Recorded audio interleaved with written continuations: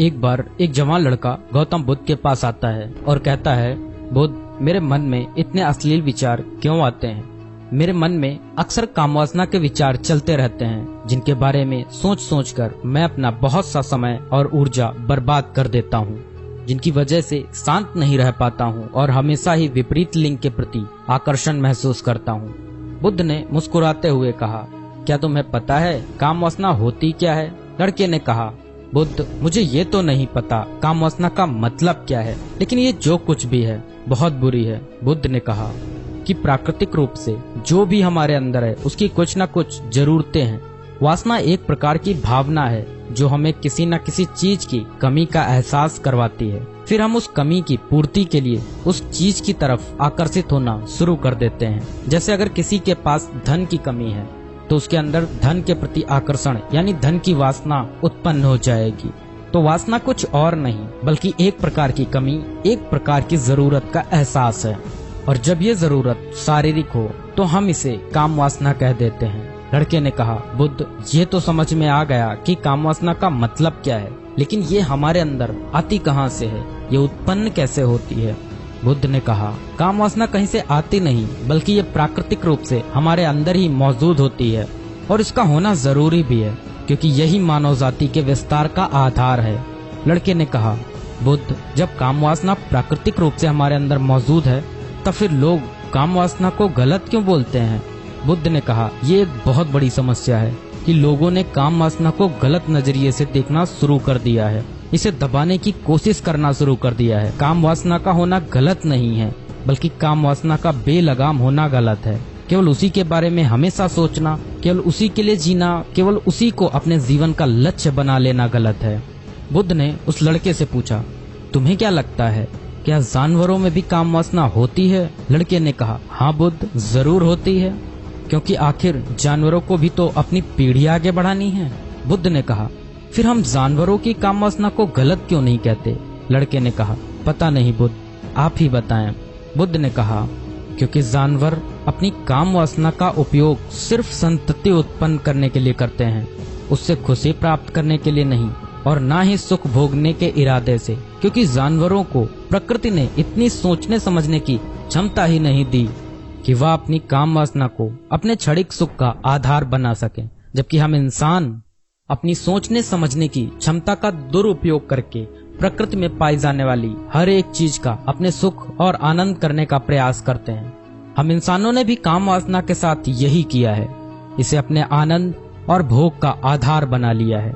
जिस भावना को प्रकृति ने मानव जाति का अस्तित्व बनाए रखने के लिए हमारे अंदर डाला था, उसे हमने जीवन का सर्वोपरि लक्ष्य बना रखा है और इंसानी काम वासना का ये बेलगाम होना ही उसके दुखों का कारण है।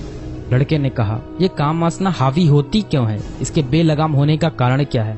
बुद्ध ने कहा, काम वासना के बेलगाम होने के मुख्य 4 कारण हैं, जिसमें से पहला कारण है जीवन में किसी बड़े उद्देश्य का ना होना।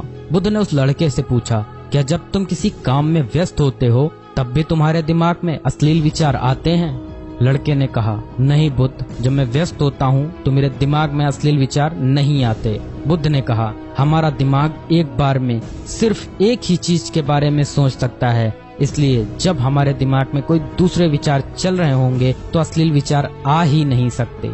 अगर हमारे जीवन में कोई बड़ा और स्पष्ट लक्ष्य है और अगर हम उस स्पष्ट लक्ष्य के प्रति पूरी तरह से समर्पित हैं तो हमारे पास कभी इतना समय ही नहीं होगा कि ये फालतू विचार हमारे मन में घर कर सकें। और अगर ऐसे विचार उठते भी हैं तो हमारे मजबूत लक्ष्य के विचार इन्हें आसानी से हमारे मन से अलग कर देंगे।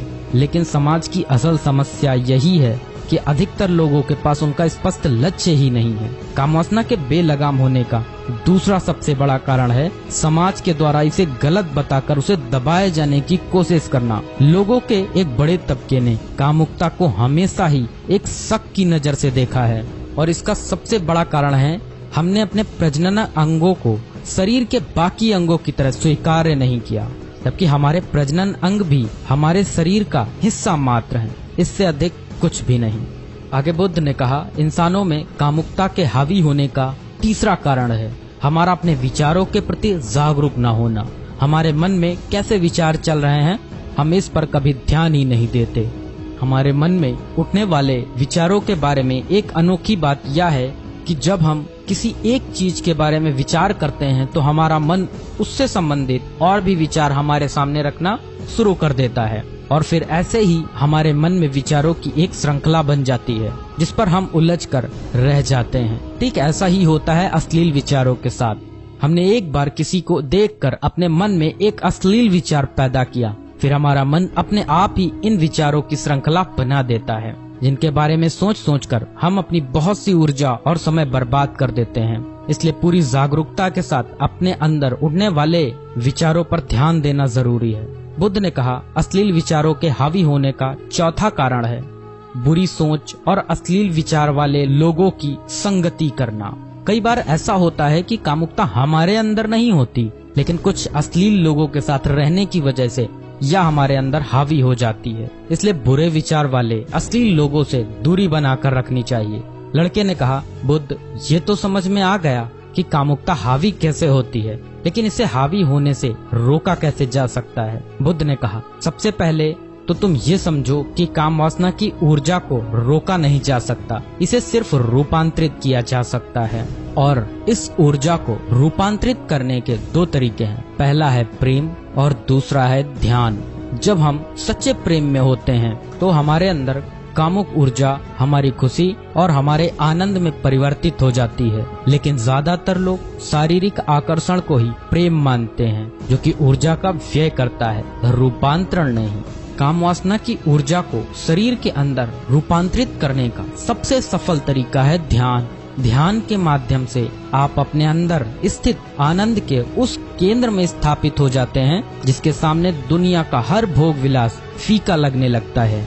ऐसा नहीं है कि आप ध्यान में उतरने के बाद वो सब सोचने और करने में सक्षम नहीं होते, बल्कि आप उससे ऊपर उठ चुके होते हैं और फिर ये सब हरकतें आपको छोटी और बचकानी लगने लगती हैं। लड़के ने कहा, लेकिन बुद्ध, ध्यान की शुरुआत कहाँ से करें?